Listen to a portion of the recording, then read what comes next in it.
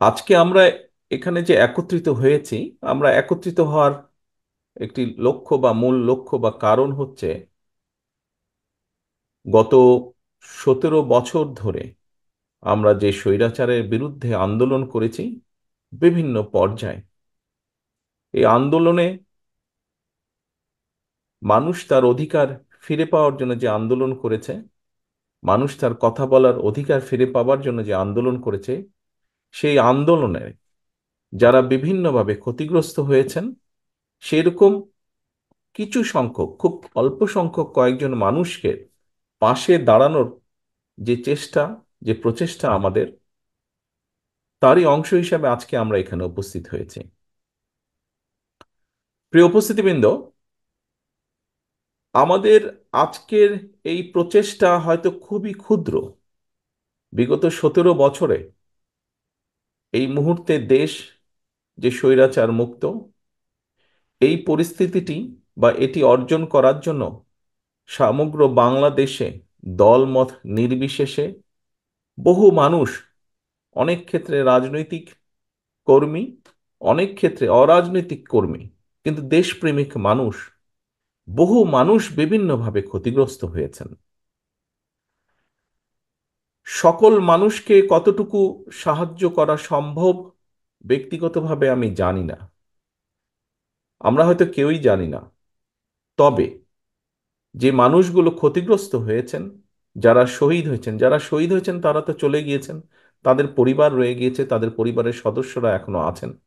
যারা বিভিন্নভাবে আহত হয়েছেন, পঙ্গুত্ব বরণ করেছেন, ক্ষতিগ্রস্ত হয়েছেন শারীরিকভাবে বা অন্যান্যভাবে, তারা সহ শহীদ যারা হয়েছে তাদের পরিবারের পাশে কতটুকু দাঁড়ানো যাবে বলতে পারবো না। কিন্তু আমি মনে করি তারা দেশের জন্য, আমরা যারা আছি আমাদের জন্য তারা যে আত্মত্যাগ করেছেন, আমাদের কর্তব্য, আমাদের দায়িত্ব এই মানুষগুলোর পাশে যতটুকু সম্ভব দাঁড়ানো, যতটুকু সম্ভব সহযোগিতার হাত বাড়িয়ে দিয়ে তাদের পাশে দাঁড়ানো। আমি মনে করি দলমত নির্বিশেষে আমাদের সকলের এটি দায়িত্ব। আমরা, আমি একটি রাজনৈতিক দলের সদস্য। মঞ্চে যারা বসে আছেন, রুহুল কবি রিজভী সাহেব সহ এখানে আরো নেতৃবৃন্দ আছেন, বিএনপির বেশ কয়েকজন নেতৃবৃন্দ আছেন, আমরা সকলে একটি রাজনৈতিক দলের সদস্য, রাজনৈতিক কর্মী। দল হিসাবে আমরা দেশের জন্য, দেশের মানুষের জন্য বিভিন্ন সেক্টর ওয়াইজ আমরা বিভিন্ন পলিসি দেই। জনগণের সমর্থন নিয়ে একটি রাজনৈতিক দল হিসেবে আমরা যখন জনগণের সমর্থন নিয়ে সরকার গঠন করতে সক্ষম হই, তখন সেই পলিসিগুলো যেগুলো আমরা দেই, সেই পলিসিগুলোর মাধ্যমে আমরা দেশের জন্য বা মানুষের জন্য ভালো কিছু করার চেষ্টা করি, বাস্তবায়নের চেষ্টা করি। কিন্তু একজন রাজনৈতিক কর্মীর পাশাপাশি আমি একজন মানুষও, আমরা উপস্থিত প্রত্যেকে এখানে একজন মানুষ। এবং মানুষ হিসাবে আমি মনে করি মানুষ, রাজনীতি আমরা যেমন করি দেশের জন্য, দেশের মানুষের জন্য, ঠিক একজন মানুষ হিসাবেও আমাদের দায়িত্ব, আমাদের যতটুকু অবস্থা আছে, যতটুকু আমরা সক্ষম, তার ভিত্তিতে আমার পাশে যদি কাউকে আমি দেখি, আমার সামনে যদি কাউকে আমি দেখি যেই মানুষটির কোনো রকমের সহযোগিতা প্রয়োজন, বিপদে আপদে সাহায্যে প্রয়োজন, তাহলে সেটির জন্য আমাদের এগিয়ে আসা উচিত। শুধু মানুষ নয়, আল্লাহ আমাদেরকে সৃষ্টি করেছেন সৃষ্টির সেরা জীব হিসাবে, এবং সেই জন্যই আমাদের কর্তব্য শুধু যে মানুষের বিপদের পাশে দাঁড়ানো তা নয়, আল্লাহর সৃষ্টি প্রতিটি সৃষ্টির পাশে আমাদের দাঁড়ানো। সেটি যে কোনো জীবজন্তু হতে পারে, সেটি প্রকৃতি হতে পারে, সেটি গাছপালা হতে পারে। বিনা প্রয়োজনে গাছপালা কাটা যেমন ঠিক না, একইভাবে বিনা কারণে কোনো পশু পাখিকেও আঘাত করা ঠিক না। কোনো পশু পাখিও বিপদে পড়লে, কোনো ক্ষতিগ্রস্ত হলে, সেখানেও মানুষ হিসাবে, আল্লাহ সৃষ্টির সেরা জীব হিসাবে আমাদের সেখানেও এগিয়ে আসা উচিত বলে আমি মনে করি। প্রিয় উপস্থিতিবৃন্দ, আজকে আমরা কয়েকজনকে বি- বিগত স্বৈরাচার আন্দোলনে কয়েকজনকে যারা আহ, মাঠে ছিলেন, এরকম কয়েকজন মানুষকে আমরা সহযোগিতার জন্য চেষ্টা করছি। আমি ব্যক্তিগতভাবে মনে করি যে আমাদের এই চেষ্টাটি শুধু এখানে থেমে থাকলেই হবে না। এখানে আজকে দুজন ব্যক্তি, দুজন তরুণ আমাদের সামনে বক্তব্য দিয়েছে। একজন আলামিন নামে একজন বক্তব্য দিয়েছে।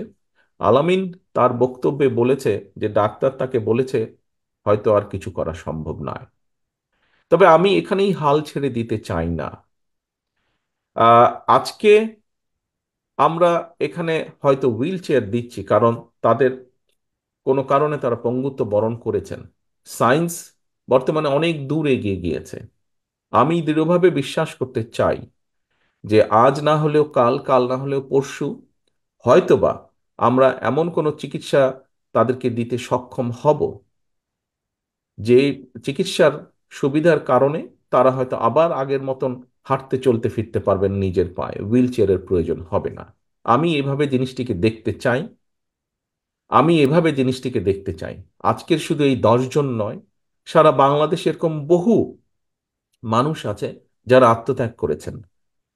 কতজনকে আমরা করতে পারবো, সেই চিকিৎসার সুবিধা দিতে পারবো সেটি বলতে পারবো না। তবে থেমে বা বসে থাকলে বোধহয় ঠিক হবে না। যে কয়জনকে আমরা পারি সে কয়জনের প্রতি আমাদের এগিয়ে আসা উচিত বলে আমি মনে করি। এবং শুধু রাজনৈতিক দল হিসেবে নয়, শুধু একজন ব্যক্তি হিসেবে আমরা নয়, আমি আজকে আহ্বান করব সমাজের প্রতিটি মানুষকে, যাদের যতটুকুই সমর্থন আছে, যাদের যতটুকুই সাধ্য আছে, সেই সাধ্য অনুযায়ী তারা যদি এগিয়ে আসেন, আমরা বহু মানুষকে সাহায্য করতে সক্ষম হব। কারণ সমাজ এভাবেই চলে সামনের দিকে। একজনকে আরেকজন সাহায্য করার মাধ্যমেই সমাজ ধীরে ধীরে এগিয়ে যায়। প্রিয় উপস্থিতিবৃন্দ, আমি এখানে আরো দুটি বিষয় একটু উল্লেখ করতে চাই। যে কথাটি আমি, তার মধ্যে একটি কথা আমি অনেক আগে বলেছিলাম, প্রায় 10 বছর আগে আমি বলেছিলাম।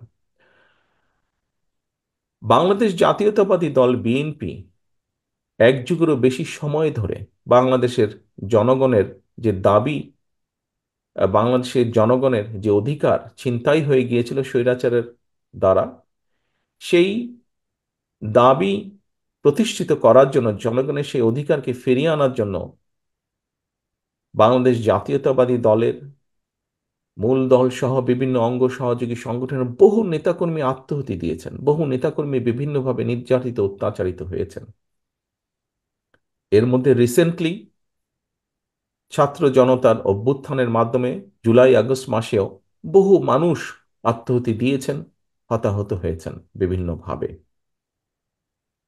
ভবিষ্যতে ইনশাল্লাহ জনগণের সমর্থন নিয়ে বিএনপি সরকার গঠনে সক্ষম হলে যারা শহীদ হয়েছেন সারা দেশে, স্বৈরাচারকে বিদায় করার জন্য যারা নিজের জীবন উৎসর্গ করেছেন, এরকম প্রতিটি মানুষের নামে বিভিন্ন এলাকায় রাষ্ট্রের যে প্রতিষ্ঠানগুলো তৈরি হবে, এই মানুষগুলো যাতে হারিয়ে না যায়, তাদের নাম যাতে হারিয়ে না যায়, সেজন্য রাষ্ট্রীয় যে সকল প্রতিষ্ঠান বিভিন্ন এলাকায়, সেটি থানা পর্যায়ে হোক, জেলা পর্যায়ে হোক, বিভাগ পর্যায়ে হোক, ঢাকা শহরে হোক, বিভিন্ন স্থানে এই শহীদদের নামে সেই প্রতিষ্ঠানগুলো নামকরণ করার একটি প্রস্তাবনা আমাদের রয়েছে, ইচ্ছা আমাদের রয়েছে।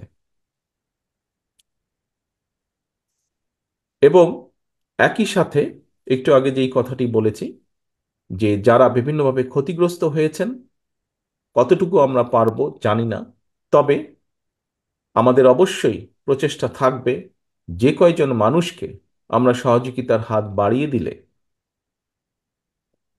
তারা কিছুটা হলেও সুস্থ হয়ে উঠতে পারবেন, সেই প্রচেষ্টা আমরা গ্রহণ করব। যে কজন মানুষকেই করা সম্ভব সহযোগিতা, এটি একটি। আরেকটি বিষয় আপনাদের সামনে আমি আজকে উল্লেখ করতে চাই। এখানে আমরা 10 জন, মাত্র 10 জন মানুষকে আজকে আমরা হুইল চেয়ার দিচ্ছি। আন্দোলনের বাইরেও বিভিন্নভাবে সামাজিক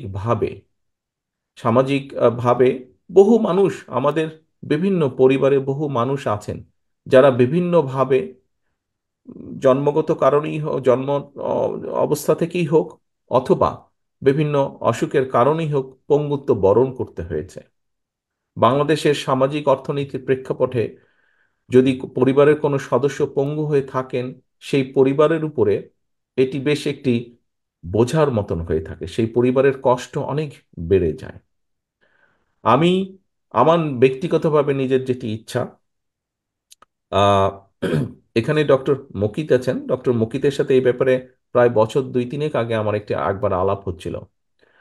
ওনার একটি প্রতিষ্ঠান আছে, যে প্রতিষ্ঠানের মাধ্যমে উনি চেষ্টা করেন যে এই ধরনের মানুষগুলোকে সহযোগিতা করার জন্য, যাতে করে তারা নিজেরা ইন্ডিপেন্ডেন্ট হতে পারে, নিজেরা চলাফেরা করতে পারে, যতটুকু সম্ভব আরেকজনের সহযোগিতা ছাড়া।